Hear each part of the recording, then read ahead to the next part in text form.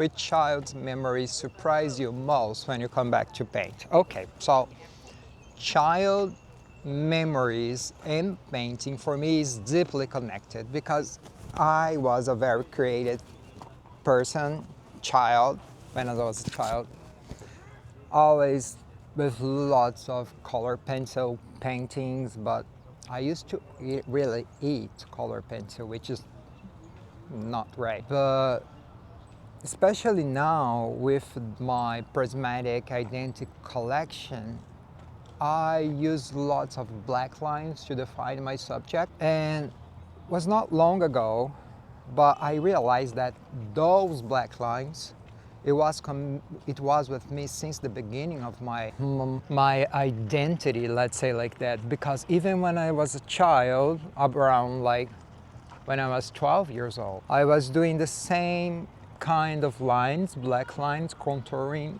my subject. That's why I believe this is an element that I bring since my childhood to my paintings.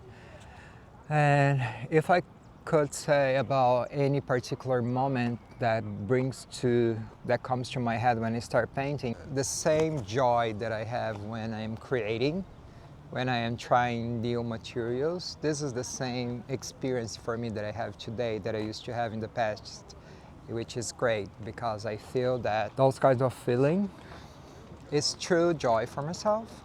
I'm not oriented to do because I have to do it or because it's gonna give me life or it's gonna bring money to the table, which we know sometimes not even true. But I continue doing it because it connects to my child, if we can say like that, with the Regis that had like 12 years old that had so much joy doing those kind of paintings that I want to just bring it back, that good feeling that I used to have on that moment. I believe that's why they say that artist is just a child that never give up. Next, have you ever felt guilty or afraid to expose more particular and intimate themes like my dad's relation? So, for those who doesn't know, I had a complicated dad relation. Who doesn't, right? And I don't feel guilty about it, sharing it, because I know that we have many people in this world that had dad issues, let's say, right? So, of course, my father was not a very much present father, I can say. He had problems with alcohol and all this kind of things, issues that it went up a very bitter path for both of us. So situation got even worse when I was trying to get out of the closet for him. Situation was not good. But I knew that I could not exactly come to him and say, "Hey, Dad, I'm gay." I heard histories before that he would kill me if he knew that I was gay. This was a long time ago. My dad is not even alive anymore. I feel sorrow for having this kind of past, and also I feel bad for my dad because I know in a way he was trying to protect me, but in another way he had a lot of prejudice about LGBTQ community, and it just breaks my heart. But I don't feel shame or anything to share it. Of course, I would not like to share about it, but this is who I am. And my painting is trying to overcome those kind of traumas that I lived, and I still living it. And the only way for me to find peace with myself is just making those kind of feelings something that I can stand every day. And a painting like that is my way to reconnect to my dad and reconfort myself and try to move on with life. All right, why to choose the duplicate bodies as a duality metaphor? Well, it's not only bodies that could be duplicated in my series. I I also duplicate hands, and I also thinking about duplicating other things, like other recognizable characters from other paints, like Mona Lisa, David. Not in a meaning just for doing the painting and okay, this is then with my style. No, but you know, sometimes, most part of the times from my latest ones, the paintings are my body duplicated, right? So when I have that duplication, I am creating another version of that same object, but the process of painting it causes different colors sometimes and different brush strokes that are going to change that other subject. What I mean is one subject is not gonna be the same as the first one. You're not always gonna match those 100%. And I know that. I did a lot of master paintings for when I was studying of Baroque period. And that made me realize that first, we are not going to be able to do anything like anyone else. You are unique. Even that you try your best, your paint is not going to be a perfect copy of Velázquez. And the thing is, when you embrace these differences, you're embracing you.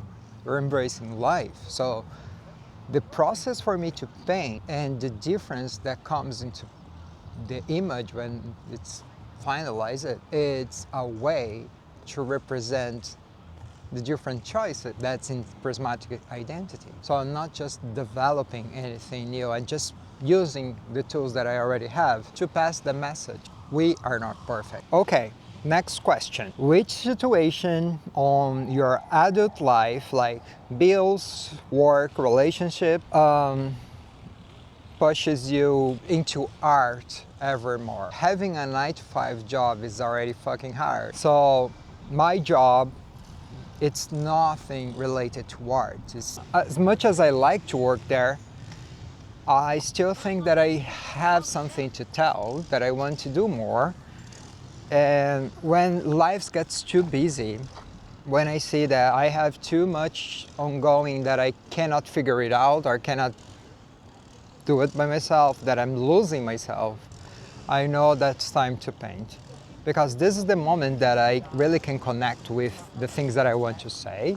And doing this kind of things, coming back to paint, is where I feel that I came back to my right point. I know it's kind of weird, but if I don't paint, I started to get really sad, angry, nervous about life, whatever, anxious.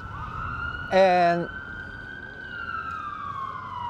painting helped me to overcome those feelings. And when life gets too busy, without you painting, talking about me, I know that that's the time for me to get into the studio. All right, last question. For who have more than 35 years and you still feel stuck, what's the small creative gesture that could be the first step to change? Okay, I can tell about me. Art was not something I was doing for every year in my life. When I was growing and I was about my 20s, actually, yeah, when I was growing up on about my 20s, I have this feeling that I want to be an artist, that I want to tell my message, whatever it was. I didn't know that time. But, you know, life comes, you have to pay your bills, you have to find a real job. Everything starts to get busy and you start to make money with other things. And you start to believe that what you have heard all your life, that art's not a good path, that all artists are broke, you start to think and believe that's true. And so I stopped to paint, to take any pencil, since I was like 22, 23, I guess. And 1 year after that, I got diabetes. And at that moment, I stopped to believe that I could make a living with art. Several years after that, when I was around my 30s, I was doing therapy, which is very important. It was very important to me. And I was miserable. I was really, really depressed. And my therapist, she said, maybe you should try to do whatever brings you joy when you are as a child. And I say, okay, the only thing that I remember that was good to me when I was a child was painting and drawing. So you should just say, maybe try it. And I did. And I will tell you, at the first time that I got a pencil back, a colored pencil, I started making wonders, like I was never stopped painting. And with that drawing, the feeling and the push came back, and I started to get hope again on spreading my message, because I knew that my skills was still there. And those skills for me was something that gave courage to continue. So I continued taking courses, building my technique, and that was it. But the first step, just pick up a pencil. Try to connect with whatever you do when you're a kid. It does not even need to be drawing or painting, just manual things that that you can get your hands dirty. It will give you, I would say, that's the first experiment that you can do and see how it feels. For me, after a painting, I feel that I'm relieved. I feel that I'm the right path. I feel that I can move on. So if I can say something, it's just experiment.